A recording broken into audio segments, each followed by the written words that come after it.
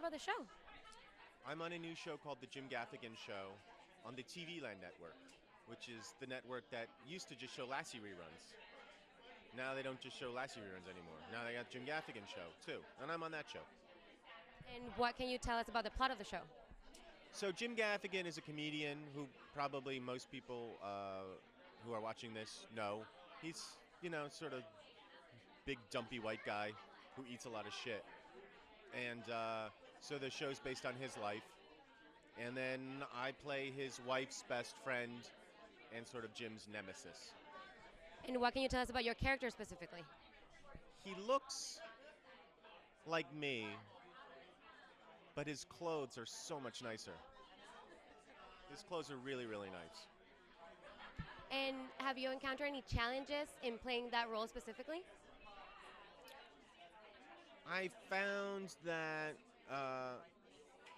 sometimes what would happen is lunch would come, and they'd be like, "Can you please take off your really expensive clothes because we don't want you to get stains on the clothes?" And I'd be like, "Do I have to?" And they'd be like, "We'd really appreciate it." And I'd be like, "Ugh." That was probably my biggest challenge. Okay, I like that. Here with two of our favorite teachers. What can you guys tell me about the show? The show is about 6 elementary school teachers whose personal lives bleed into the classroom. We're a show based on a web series. We started as a web series, got picked up by TV Land as a TV show. So we're 6 very quirky women who tend to get in the way of themselves a lot. You are also writers on the show. Congratulations, girl power all the way. How does it feel to have a show and to be able to write and have your voice in it?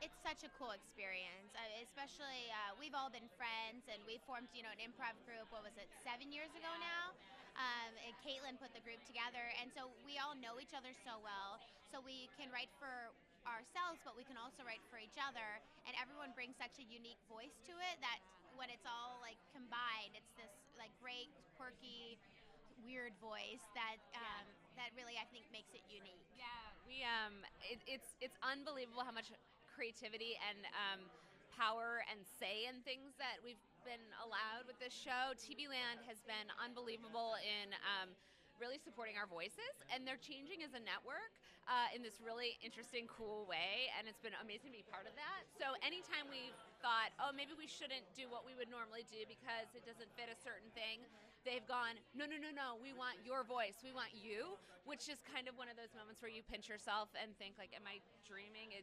You're giving us a TV show and we can do pretty much whatever we want, so it's unbelievable. Well, congratulations. What can you guys tell me about your character specifically on what's coming? And what was last little bit? And what's coming. My character is Caroline Watson, and she's super organized, type A, hopeless romantic, who's going through a breakup and not handling it well. So you will see her finally confront and deal with the breakup in an episode. Well, kind of multiple episodes, but there's one big one where she sort of deals with the fact that her ex may have moved on.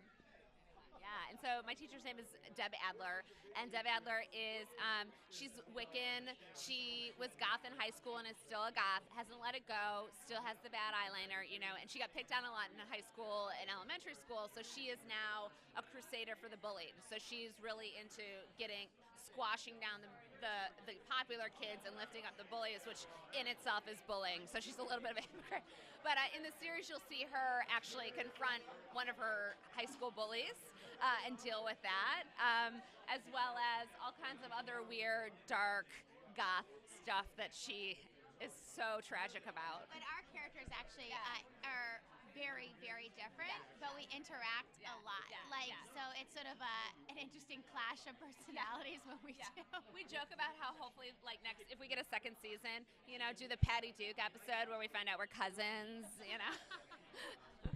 And since you have the power of the pen, let's call it, what are the themes that you're looking to explore a little bit deeper in this season, or second or third, hopefully?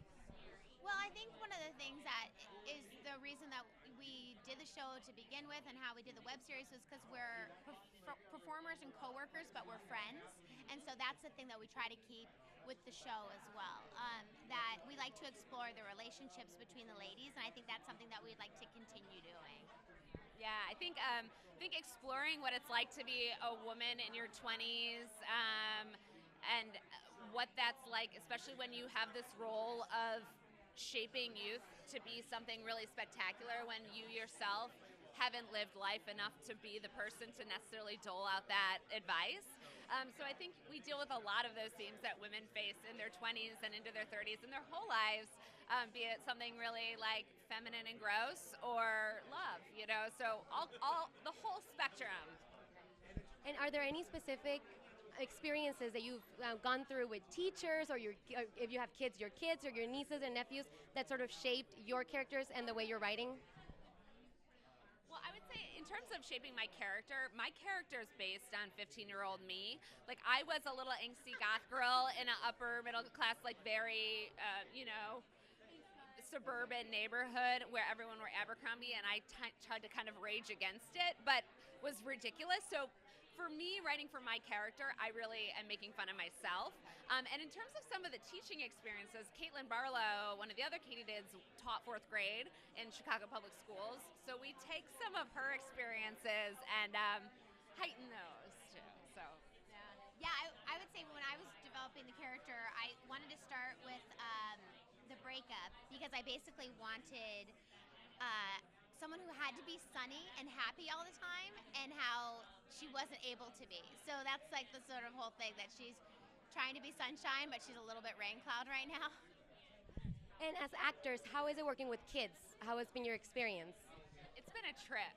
I mean, some of these kids, their resumes are unbelievable. I mean, they're asking us questions like, when did you get your SAG card? And we're all like, last week, because we had to do the show. And they're 7, and you know they're in a Drew Barrymore movie, and they're in Transparent, and they're in all these unbelievable shows. So it's kind of funny. Most of the kids were wonderful. A lot of kids at one time can be tricky, especially when they have all access to craft services, and there's a lot of soda and sugar involved. Well, guys, thank you very much. Congratulations and best of wishes with your show. Thank you. On the show, what can you tell me about the show in general?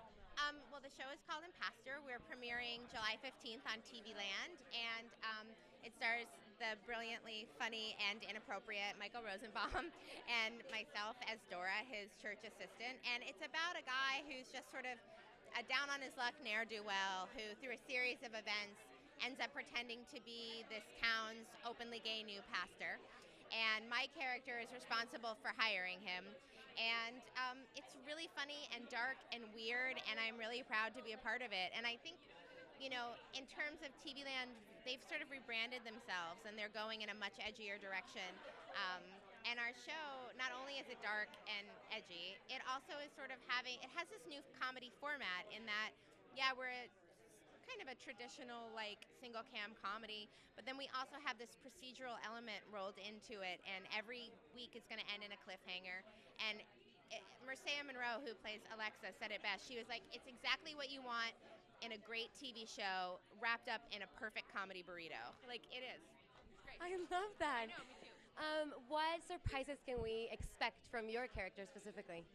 Well, Dora is, like I said, responsible for hiring this guy. So she spends the first season really like coming into her own and finding her voice to stand up for him, and then through that ends up really standing up for herself.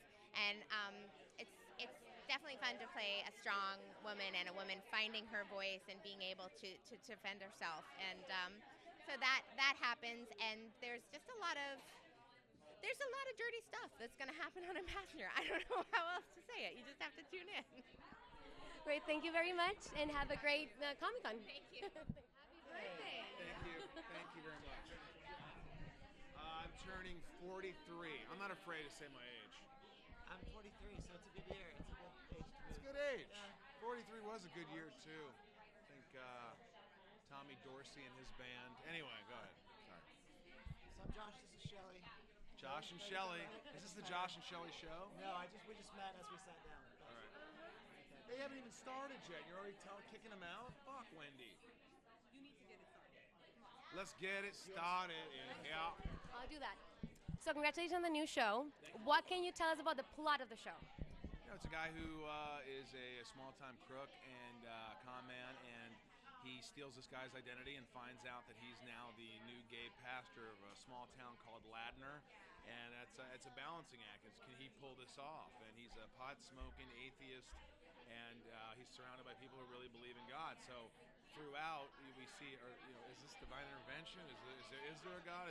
So it's not God hated, A lot of people out there are thinking, it's just bashing on God and religion. I mean, I like making fun of religion as I do my own religion or people in general. So it's a really fun show, and it doesn't wrap up nicely at the end of every episode. I like how it evolves, and the story it's murder, and it's triangles, love triangles, and it's drugs, and it's it's a lot of things, and I think TV Land's really pushed it, and this is the darkest stuff they've ever done, and I hope people give it a chance because I truly believe it's funny, and I honestly haven't heard of one person who hasn't liked the show.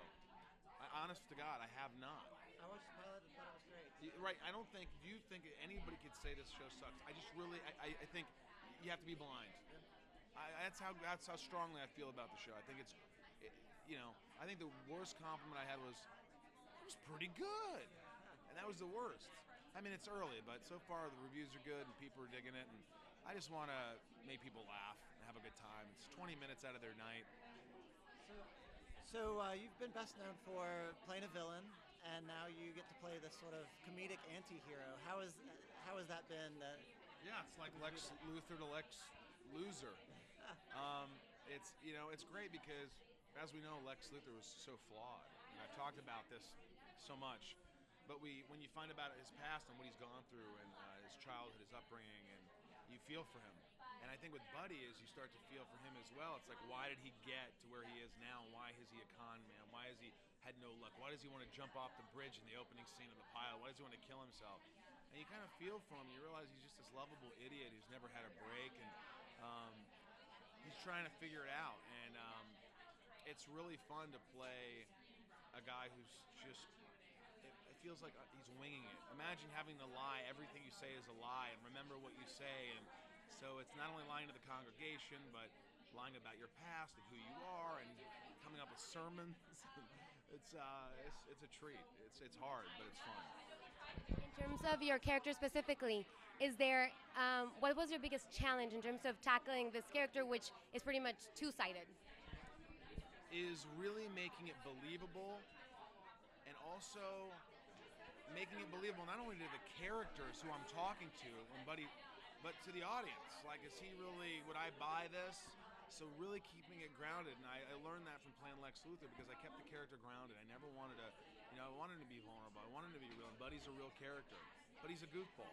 So it's a little bit of Fletch in there too, because I'm a big Chevy Chase fan. So the old Chevy Chase, and there's a little physical comedy in there. I get to fall a lot. I get to like mix it up and be a complete idiot. There's a little Chris Farley. Did you see the sermon episode? I haven't seen that yet. Oh man, there's a little moment where I just channel. Chris Farley channels right through me.